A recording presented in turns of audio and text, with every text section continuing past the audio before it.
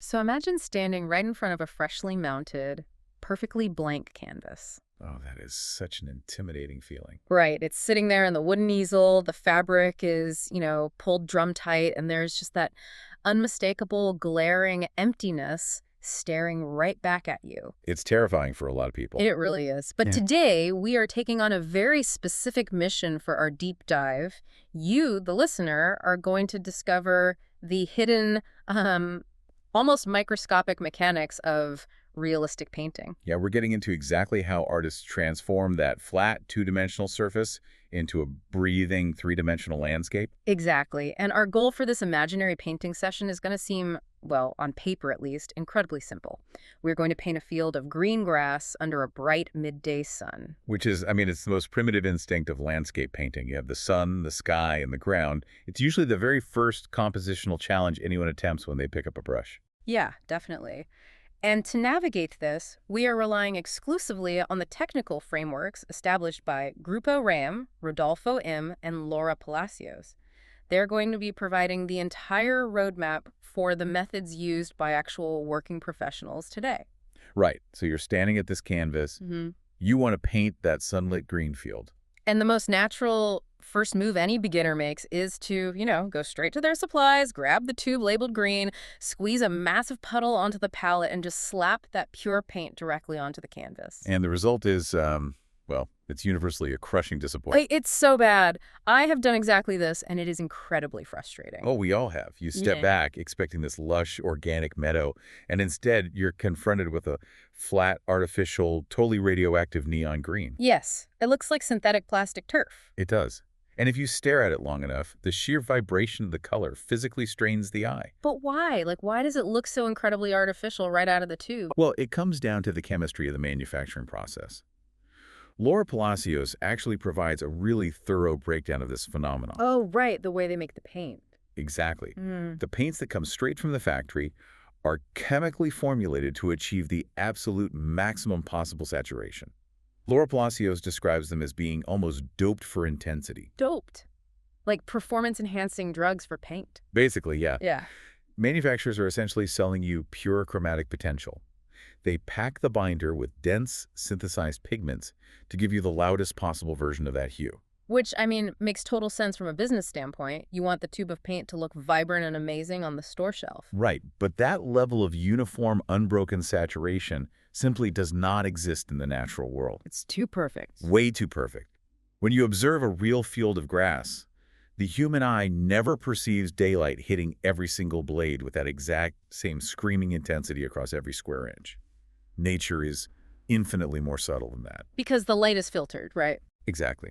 It's filtered through the atmosphere, it's bouncing off dirt, reflecting the blue of the sky, casting millions of microscopic shadows. Okay, wait, so if the problem is just that the factory green is too bright and too intense, I would logically just try to calm it down.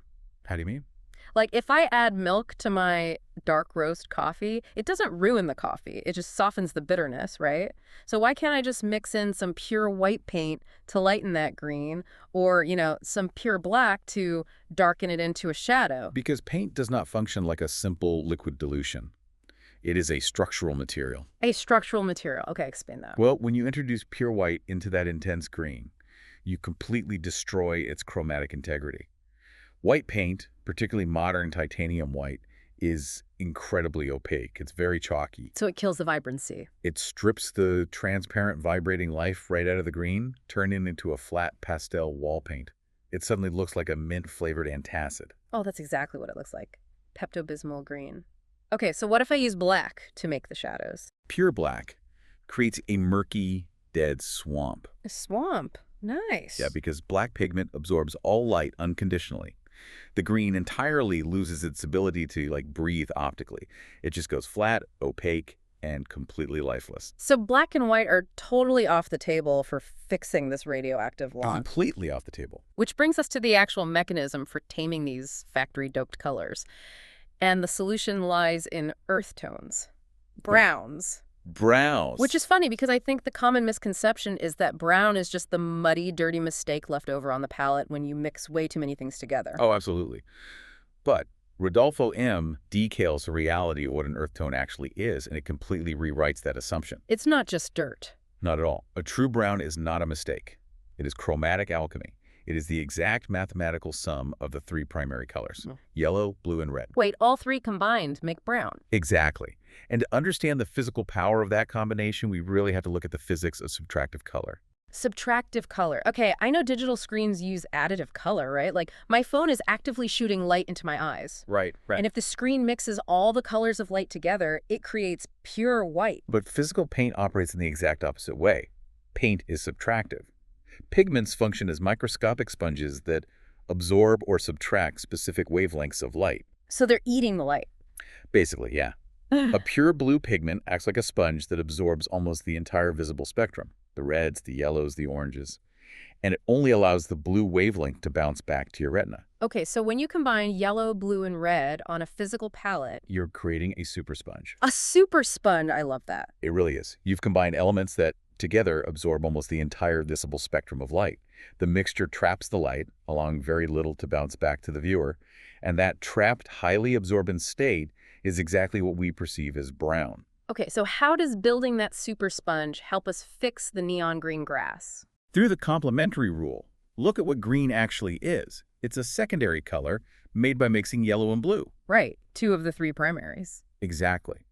So to neutralize that synthetic vibration, without turning it into chalk with white or a dead swamp with black, you introduce a microscopic speck of the primary color that was left out of the original equation. Which, in the case of green, the missing primary is red. Bingo. By adding that tiny touch of red, you are indirectly completing the primary triad. You are introducing that subtractive super sponge effect, but in a highly controlled, miniature dose. The red instantly grounds the synthetic vibration. You know, it sounds identical to the logic of high gastronomy. Oh, how so? Well, using that pure, intense green straight from the tube is like a chef dumping an entire salt shaker over a plate of food. Oh, wow. It completely overwhelms the palate and just ruins the dish. But adding that microscopic speck of complementary red is like a master chef using spices.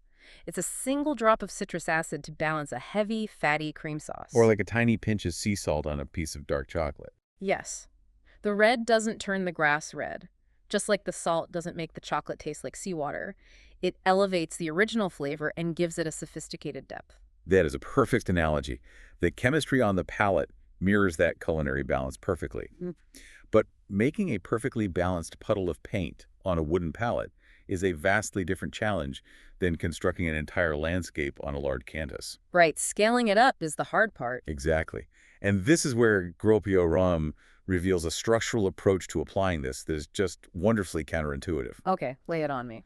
If you are going to paint a lush, sunlit field of green grass, the professional method dictates that you never, under any circumstances, start by painting with green. Wait, what? If the singular goal of the painting is a green field, avoiding green seems completely contradictory. Where do you even start?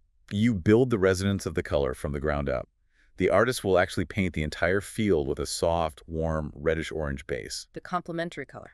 Exactly. They establish a warm, earthy foundation across the entire canvas using that complementary color. And crucially, they let it dry until it is bone dry. So no wet-on-wet mixing here. No, absolutely not. Only once that orange-red base is completely locked in is the green layered over the top. It is exactly like geological stratigraphy. You are laying down sedimentary bedrock before you grow the grass. That's a great way to visualize it. Because optically, that warm earth tone literally breathes through the green paint from below. Breathes through it. Yeah, the human eye perceives that warm vibration coming up through the cooler green layer. It neutralizes the radioactive quality of the factory paint from underneath, giving a grass an internal organic heartbeat. Oh. And GRUPO RAIIM takes this concept of stratigraphy even further into the realm of classical mastery through a rigorous academy technique. It's known as the grisaille. The grisaille, I've heard that term. How does that method work? Well, imagine tackling an incredibly complex landscape. You have thousands of individual leaves, rolling clouds, intricate cast shadows, and the rough texture of tree bark. Sounds exhausting already. Right. In the grisaille method, the artist paints that entire massive landscape using strictly variations of brown. Wait, just brown? Just brown. Every single detail is modeled purely in tones of brown earth pigments. No green, no blue, no red. Just a completely monochrome world built out of umber and sienna. Painting an entire vibrant forest like an old sepia-toned photograph seems like an agonizing amount of extra work. Why manually sculpt a monochrome version first? Because of the biological limits of cognitive load. The human brain, even a highly trained artist's brain, severely struggles to process two completely different streams of visual data simultaneously. What are the two streams? You have value, which is the scale of light to dark, Huh. and you have hue, which is the actual temperature and identity of the color. Ah, I see. Trying to figure out exactly how dark a shadow should be while simultaneously calculating the exact temperature of green required for that specific leaf, it just overloads the artist's bandwidth. Yeah, you are trying to solve two very complex mathematical equations at the exact same time. Exactly. So by painting the entire scene using only brown, the artist isolates the problem. They eliminate hue from the equation entirely. So they only worry about the light and dark. Right. This allows them to focus solely on building an unbreakable, flawless architecture of light and shadow. They sculpt the volume of the three-dimensional world in brown until the lighting is absolutely perfect. But eventually, the painting has to have color, right? Like the grass has to be green at some point. Of course. Once that brown topography is perfectly dry, the artist applies what are called veladuras. Illadures. Yeah, these are highly diluted, highly transparent layers of color. In this case, are green. The green pigment is thinned out with a medium until it behaves essentially like a sheet of tinted glass. Oh man, the physics of a transparent layer over a solid monochrome base is fascinating. It really is. Because if you were standing in a gallery looking at this finished piece, a photon of light from the gallery lamp hits the canvas.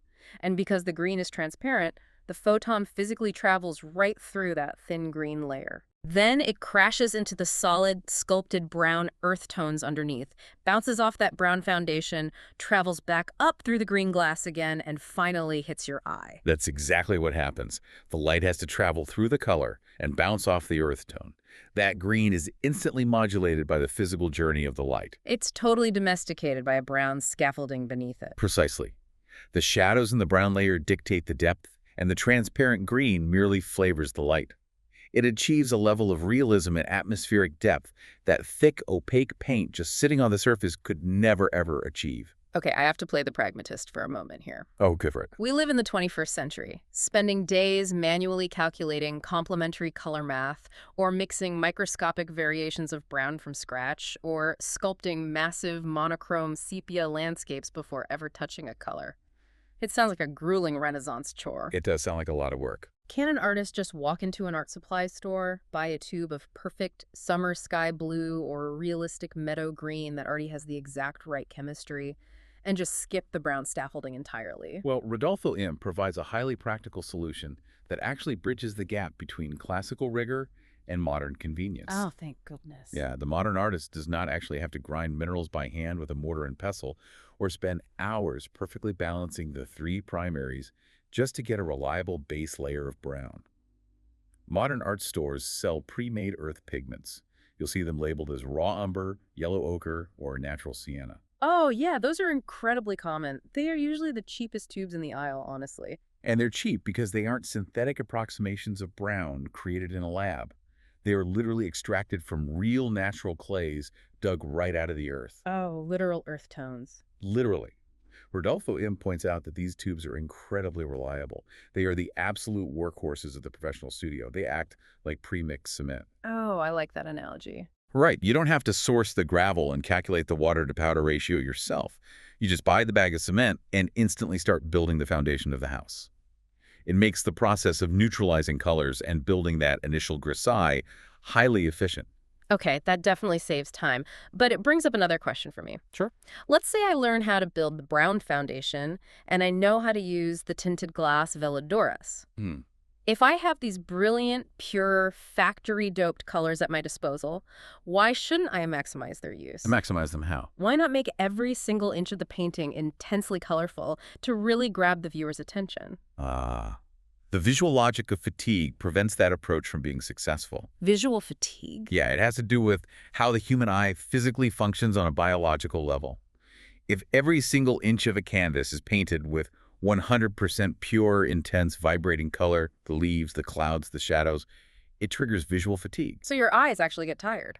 The photoreceptors in your retina become physically exhausted by the constant bombardment of maximum saturation. When those receptors are overwhelmed, a defense mechanism kicks in. What happens? The brain simply stops processing the nuance of value and shape. and the entire painting degenerates into an incomprehensible flat blur. Oh, wow. It sounds like what happens if you go to see a massive 100-piece symphony orchestra, but instead of following a conductor and playing a cohesive piece of music, every single musician decides to stand up and play their own solo. At the exact same time. Yes, at maximum volume all at once. There is no melody. It is just a deafening wall of noise. You would eventually just cover your ears and leave the room. The viewer's eye does the exact same thing when faced with a painting that has no visual silence. It essentially leaves the room by tuning out the visual information. Visual silence, that's a powerful phrase. It's vital. A masterful, realistic painting relies heavily on curating visual silence. By intentionally desaturating 90% of the canvas, using those quiet, calm earth tones, the umbers, the siennas, the neutral grays, the artist is stockpiling immense visual power. Because the contrast will be huge. Exactly. They take those pure radioactive tube colors and they lock them away in a vault. They save them strictly for the vital focal points of the composition. Like the glint of the sun hitting a piece of metal, or the sharp reflection in the pupil of an eye. Exactly. If you have a canvas that is 90% quiet, muted shadow and earth, and you place a single tiny stroke of pure unadulterated red right in the center, that red will explode off the canvas. It will look like it is glowing with its own electrical light source. It has that visceral impact only because it is supported, surrounded, and elevated by a vast sea of silent, calming brown shadows. Without the silence, the loud note means absolutely nothing. Man, this completely redefines the fundamental understanding of what color actually is. It really shifts your perspective. It does. Color is not an isolated property that you just buy in an aluminum tube. You don't just buy green, put green on the canvas, and expect a grassy field. Color is an incredibly complex web of relationships. Yes. Interdependence. That green grass is only truly, realistically green because of the brown earth tones holding it up from below and the quiet visual silence surrounding it. It is entirely interdependent. Which translates into a highly practical tool for the next time you visit an art museum. Oh, absolutely. So, to you listening, the next time you are walking through a gallery, looking at a classical landscape or a portrait, your primal instinct is always going to be to stare directly at the brightest, loudest elements. It's human nature. It is. You will want to stare at the bright red of the royal cloak, or the gleaming white highlight on the knight's armor. But I challenge you to look away from the spotlight. Look into the shadows? Yes. Look at the subtle transitions. Look at the dark corners of the painting that seem almost empty, because that is where the real mechanics are operating. Yes, or the humble, silent earth tones are doing all the heavy lifting. Exactly. They are the invisible scaffolding, supporting the entire monumental structure so that those few bright focal points actually have the power to shine. They are the absolute unsung heroes of the masterpiece. They really are. And, you know, it leaves me with a final, somewhat provocative thought to mull over. Let's hear it. If the human eye physically requires visual silence and muted earth tones to actually appreciate the bright, intense moments in a painting, how does that apply to the rest of our lives? Oh, that's deep. Think about the modern world. Our digital feeds, our notifications, our daily schedules, everything is constantly cranked to 100% saturation. It's just a constant barrage. A nonstop barrage of loud neon content, all competing for our attention at maximum volume. Are we, as a society, suffering from massive visual fatigue? I wouldn't be surprised if we were. Right. Perhaps, just like a master painter, we need to start intentionally curating more earth tones in our daily lives. Yeah, I like that. We need to actively build deliberate moments of quiet, of shadow, maybe even of absolute boredom. Because if we don't build that silent brown scaffolding in our lives, our own moments of brilliance will just get lost in the noise. That is incredibly true. It is exactly like staring at that freshly mounted blank canvas. Before you can paint the sun, you first have to be willing to paint the dirt.